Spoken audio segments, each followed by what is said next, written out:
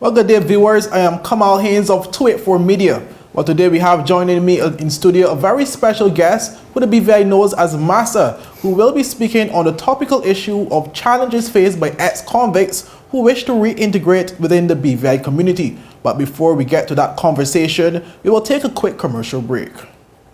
Is business slow, cash flow down, hosting an upcoming event? We can help. Advertise with 284 Media and take your business or event to the next level by enhancing your present marketing and messaging strategies. Allow our team of experts to create a personalized ad that sets your business apart from all the rest. This could be your business or event. So, what are you waiting for? Contact our marketing team at 284media@cctbvi.com. Advertising with us works. Well, welcome back, viewers. As mentioned previously, I have with me, for all persons know him as Masa, who's also referred to as Mr. Pemberton, who will basically speak on a continued issue faced here in the BVI by some ex-convicts who wish to basically reintegrate back into the BVI community through lawful means. Well, welcome, Masa. Pleasant day, listening and viewing audience. My name is Masa. Thanks for having me. Well, viewers, I was one of many individuals who saw the recent social media posting by Masa, who reached out to the Facebook community to find out, to find work for a close friend after that friend was allegedly fired from his recently acquired job after it was discovered that the friend had a criminal record. Well, the post saw comments coming from several persons across the territory, including elected government officials such as the Junior Minister for Trade, Shireen Flaps Charles, and District Representative Alvira Maduro Keynes. Well, they also saw some comments from the Acting Deputy Commissioner of Police, Ms. Jackie Vanterpool. Well, viewers, the comments basically would have had somewhat of a mixed review from a lot of persons as well, who basically would have alleged that, you know, there could have been so many other things that happened that, you know, would have led to that person being let go. But we would have seen from the majority of persons basically agreeing with the statement, you know, in terms of, you know, there's so much out there in terms of so much hardship for persons who basically would have been convicted and then, you know, looking to reintegrate back into the BVI society, just having a double whammy of more challenges, you know, even after serving their time. So, Mr. Masa, let's start with the first question to speak on, you know, what would have led you basically to take to social media on this subject. Basically, I heard a story from my good friend, and you know, this is the first time, you know, we had took to social media and to seek help for persons around the community to see if the community would have some sort of, you know, help or, you know, some sort of volunteer services for whoever is facing hardship. You know, I'm a part of this group named the BVI Fireflies, and it was created and was intended for persons that were facing hardship within the household, that, you know, you would post to Facebook, and then, you know, persons would come out around the community to say, well, all right, I can assist. So, you know, that had been successful, and as that, you know, that had been our, what you call, platform for help around the community that we've seen for, you know, a good amount of time. So it just reflects, you would say. And to speak on this particular situation, you did say that your friend basically would have applied. He lives on VG. He has a criminal record. He would have applied for a job.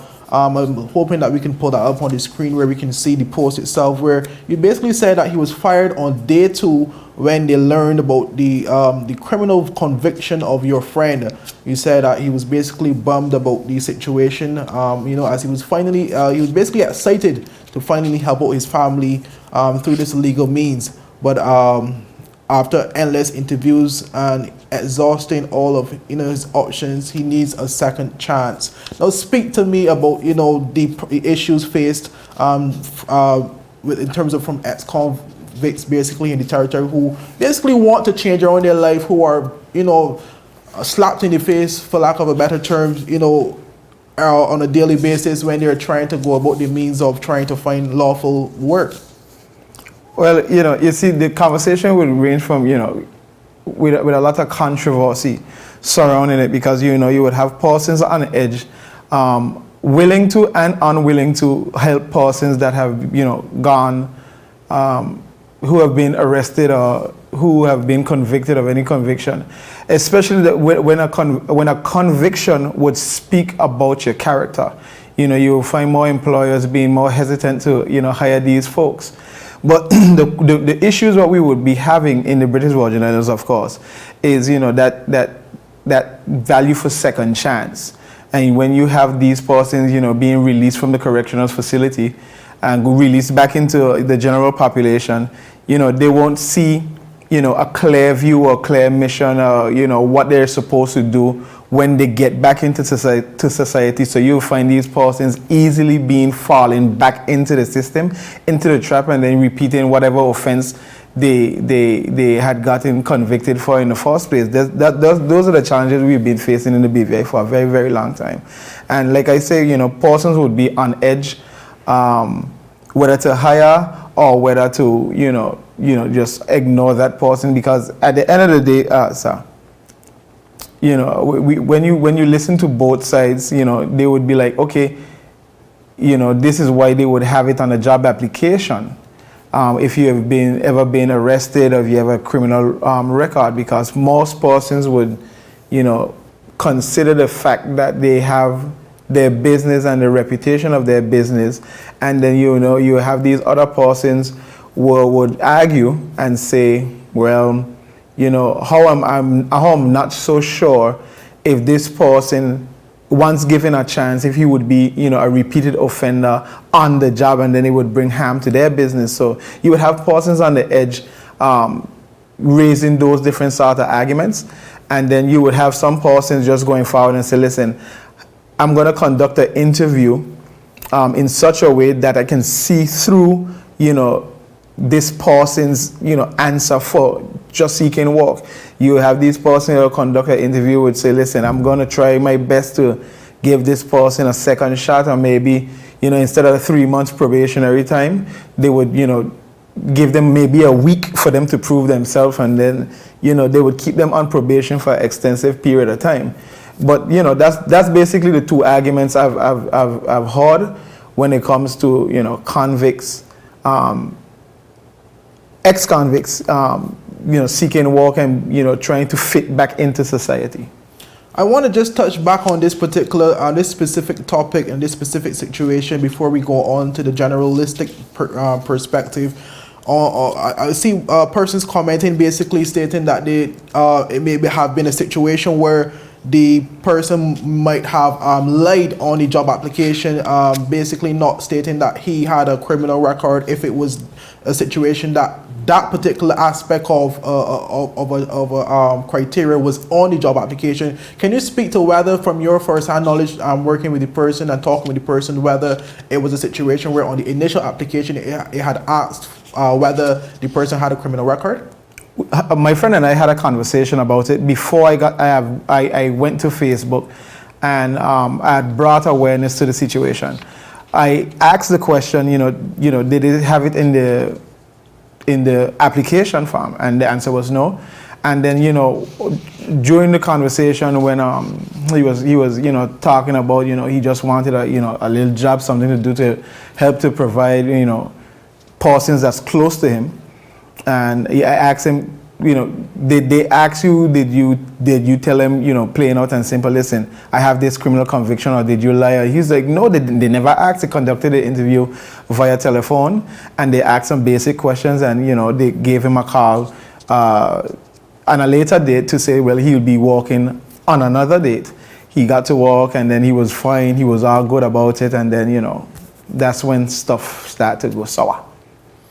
Okay, interesting, because I know a lot of persons would have tried to argue that point. I would have seen somewhat of a counter argument between the comments where persons were saying, it may have been a situation where the application asked for it and he lied about it, but it's good to actually clarify that there was no indication, there was no question on the application or during the job interview that would have queried as to such. So let's speak about now in terms of a situation like this where someone, basically would have been convicted, they served their time, they reintegrated back into society, they want to get back a lawful job and stuff. You touched on it earlier, but what does such a response do for these persons? They obviously still have livelihoods, they still have families, they still have, children and stuff to send to school. Others have elderly parents that they want to take care of.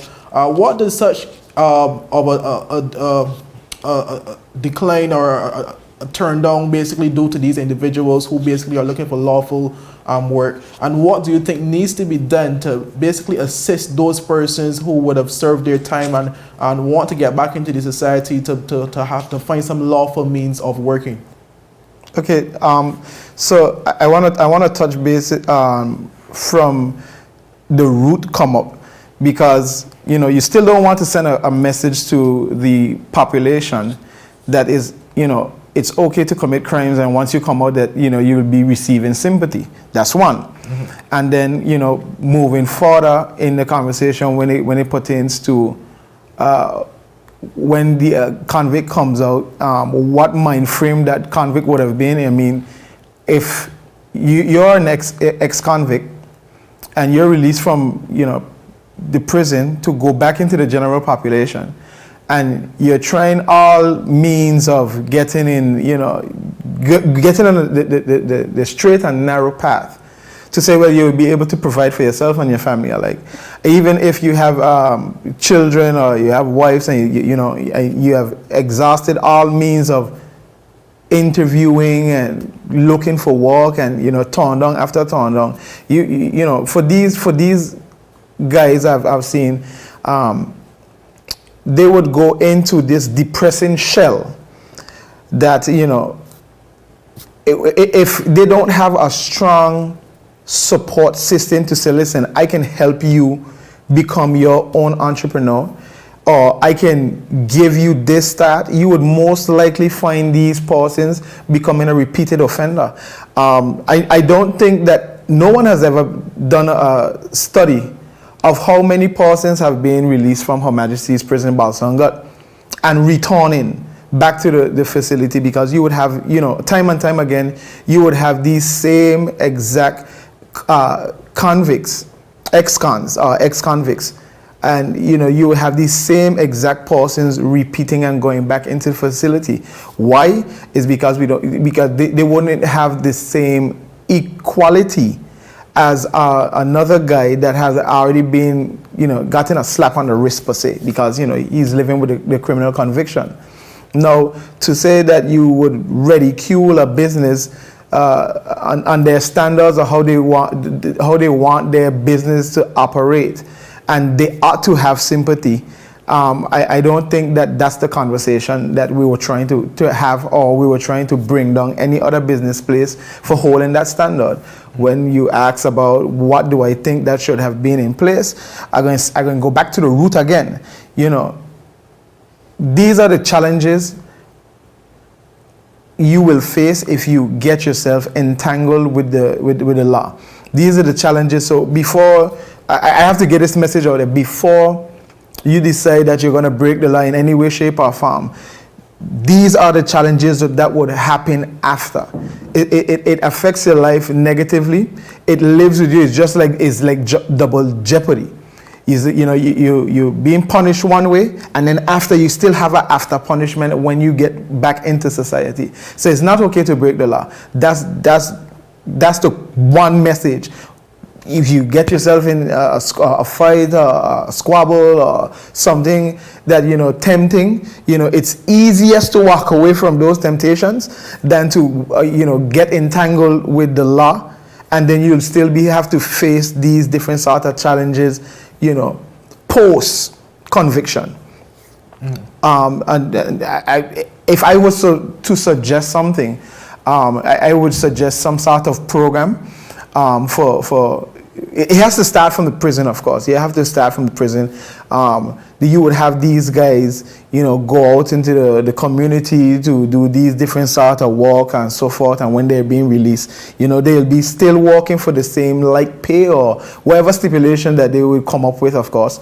And moving back into society, we have a prison that would need to ensure that once the warranted time has expired for somebody to be incarcerated, that there is a smooth transition from prison facility back into society. So I think, the transition process is, overlooked for the most part. I don't want to say I'll put a program in place and then you attack government officials to say, well, all right, it's their fault, because it's nobody's fault, right? But you know that rehabilitation process from the prison back into the general population, that transition is most times overlooked. Okay, you made some very interesting points there just now, where you basically made it clear, vividly clear, that is that there are consequences for committing crime in the BVI or anywhere per se, in terms of a person must basically be thoughtful before doing certain actions that would lead to criminal records. But at the same time, there's a situation where measures should be put in place for those individuals who want better for their life, who want better for their families, basically, and want to go through that lawful means of getting employment. Mr. Masa, I want you to speak now on somewhat of an update, since you would have made a post reaching out to persons to basically try to give this young gentleman another chance at life, another chance at work, another chance to make some lawful contribution back to the economy of the BVI. Since you would have made the post, how have the feedback been? Have you been able to get any response from business persons here that are willing to give the guy a chance? Oh, definitely. We were from minute 5 into the post, you had persons reaching out to say, listen, this is what I have to offer, and this is what I would advise for your friend to do. Also, there were persons in the comment section, suggesting where he should look and where they would have heard, that would have some sort of vacancy. Also, I would like to, thank the Honorable Shireen Flax Charles, who, reached out to me directly, because Mrs. Flax Charles was one of the government officials inside of the comment section. She for how, I don't know, she gave my personal cell phone number. She gave me a call, and she wanted to get a clear synopsis exactly what happened and how she could have helped. From that conversation, I wouldn't say much about it. That we did have a conversation about it, and then she did express her interest in how she would be able to help based off of talking to certain talking to certain people to see if they would have any vacancy for the young gentleman. And she was more on board of doing certain stuff outside of politics. She didn't call me as a politician. She called me as a friend, and she called me and she said, listen, this is what I want to do, because she said VG is her home, She are patriotic about VG. And, that's as far as that conversation went. But there were many business persons that reached out, and, they advised me on, how to get the guy to get up to date with whatever he needs to get up to date with, and it was a good conversation.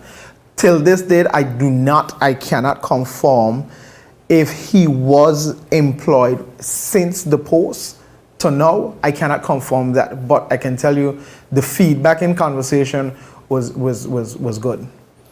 And that is obviously some very, very great news to hear, to see that a lot of other business persons here in the territory, especially elected government official, Mrs. Shireen Flax Charles, would have reached out to you regarding this issue, because we know Mrs. Flax Charles is Honorable Flax Charles is a person who is a no-nonsense person who basically wants the best not only for VG but the territory at large. And to see she basically reaching out to see what she can do in this particular situation is very commendable, and shows that the character that she is, and some of the other business persons who would have reached out to you as well. Mr. Pemberton, I know obviously you speak from a position to where you would have gone through this yourself as an ex-con yourself. Just speak to those persons who may not know your story regarding some of the challenges you would have faced trying to get lawful work as well, and basically being turned down because of your previous criminal record. Love it, because this was a message I had bottled up for quite a time now. And if I can speak, I would like to speak to the younger generation. My conviction was basically wrong place, wrong time. And if you don't understand the law, that you'll be entangled in the law. I was convicted in 2017 or 16 for a gun possession charge that absolutely had nothing to do with me. I just have to inject that. But it was just a matter about wrong place, wrong time. And as the law had stated, you know, I had know about it, I had know about it whereabouts. So, you know, it made me guilty as the person that actually put it there. But, you know, post that, it shows how easily you can get yourself entangled in the system if you do not know. And and again, I don't speak negatively on our judicial system. And again, I just wanted to just put that out there. Is, you know, I had to come to terms at one given point in my life that, listen, you were placed there for some reason unknown to man. You know, some place I shouldn't have been at the same exact time. That's why, you know, certain things happen to certain people. Unfortunately, it happened to me. Unfortunately, it had a negative impact on my family. And moving forward, it has been quite a challenge. Mm-hmm. And I know, obviously, you said there's a message there. There's a greater purpose in the unfortunate situation where now you can be an advocate on basically trying to help those young persons who may be going in a similar path to basically know, you know, to be better able to differentiate right from wrong, and knowing the consequences of such going forward. What would the advice be, direct advice be now for those persons, you know, that are basically caught in between a tough and a rock and a hard place regarding making some decisions that may lead to a criminal record? Well, if I can speak to them, I will speak to them based off of, you know, bringing them up to speed exactly of my experiences. You know, being released from prison in 2017, you know, it's been a challenge. I've been on many interviews, and, you know, once they learn about the conviction, because I was truthful in all interviews, and once they learn about the conviction, you know, it was a definite no-no for them. And, you know, I've been on countless interviews, one in particularly at Naniki, and I don't mention Naniki to bring them down. I mention the scenario of truth for this one individual. So it does not speak, and I must reiterate that. I need to get that message out there. It does not speak on the business per se. I'm just giving you my truth. Sat down in an interview. The interview had seemed that it was going all too well for my part, and you know, I answered a question to them, and I needed that job. I needed to be able to come up with my share of the bills. You know, I have kids, and the interviewer sat across from me, and you know, their exact words were, it was a nonchalant. It was like, you know, if it wasn't for your interview, Mr. Pemberton, I'm telling you plain out and simple, I wouldn't be even looking in your direction. You know, so at that point in time, you know, I had felt, you know, back to my lowest point. You know, sitting in prison for me was, you know, one of my lowest point. But, you know, sitting in that interview had made me feel even less of a human being. You know, and walking out that interview, you know, I telling you plain out and simple, at that small gap in time, you know, if I had gotten a legal offer, and then I know that, you know, it would have been a sure thing, whether it is, you know, getting involved with the wrong set of people, or, you know, taking a window of opportunity to, you know, even run drugs, I can say. You know, right there at my mind frame, how low I had felt, I didn't even feel like human. You know, I would have taken it. You know, I have explored all my options to come back up into society, to be somebody who I wanted to be, an exemplary father for my kids. You know, for other persons that know me around the community that would say, listen, I respect you. How can you help me in advice? And you know, I was that one person for that short period of time, and you know, I had to take a moment out in prayer. You know, I had to take a moment out in prayer, and I at this point in time, I have to, you know, shed some light on my wife, you know, for sticking through me with a small little part there. And I mean, my mom and my mother-in-law and other persons that who have been, you know, tremendous to the success I have going on right now.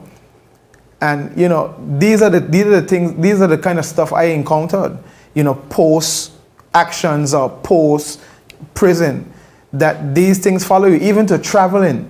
You know, you go into the US, you'll be red flagged, or even if you want to apply for a document that would take you further, like the US mainland, for instance, and you know, even to apply for a visa waiver, you know, you will be barred from these different sort of opportunities. So it more or less that you commit this crime, you know, you have to know what you're doing before, because even when you commit this crime, it follows you. It's downhill and more downhill.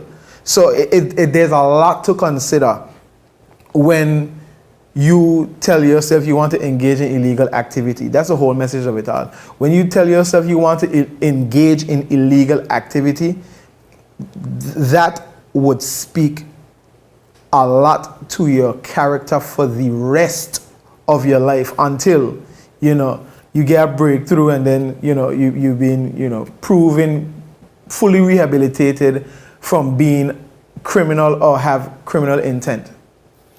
A very, very powerful message there indeed from Mr. Pemberton.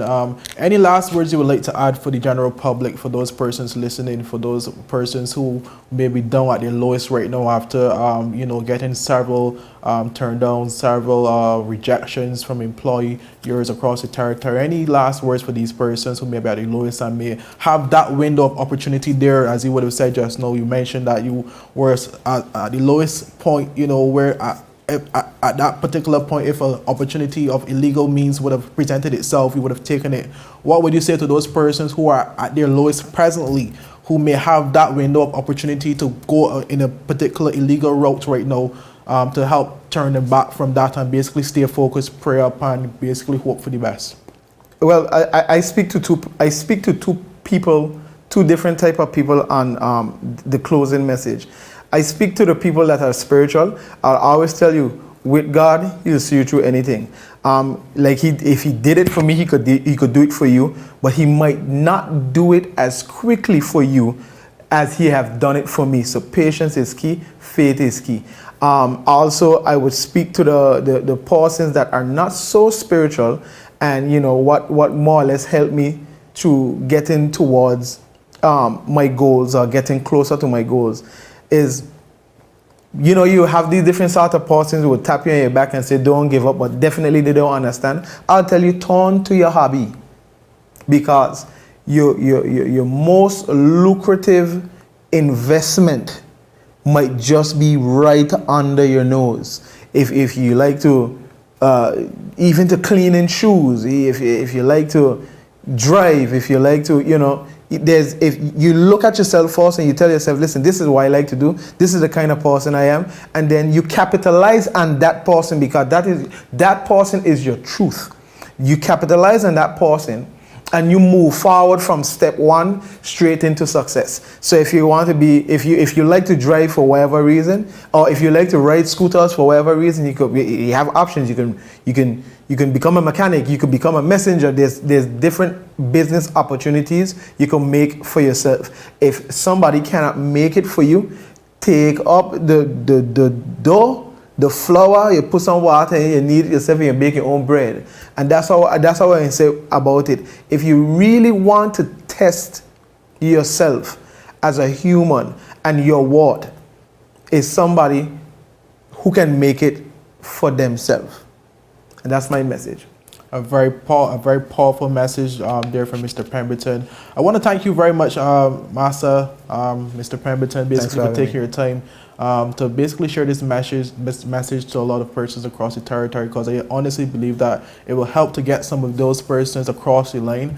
It will also help to allow employers to basically sympathize with some individuals based off the particular criminal record and the person themselves, and basically help to present somewhat of a second chance opportunity for those persons. So thank you very much for that. Well, viewers, I'm Kamal Haynes of 284 Media. I want to thank you for joining us. Until next time, tune in, go on our 284 Media webpage for the latest stories, the latest news. I hope that a lot of you persons would have listened very carefully to what Mr. Pemberton said. He painted it from both perspectives, from the employer, from the employee, from the ex-con basically, and showing the realities that ex-cons face here in the BVI. Until next time, I'm Kamal Haynes. Thank you for joining us.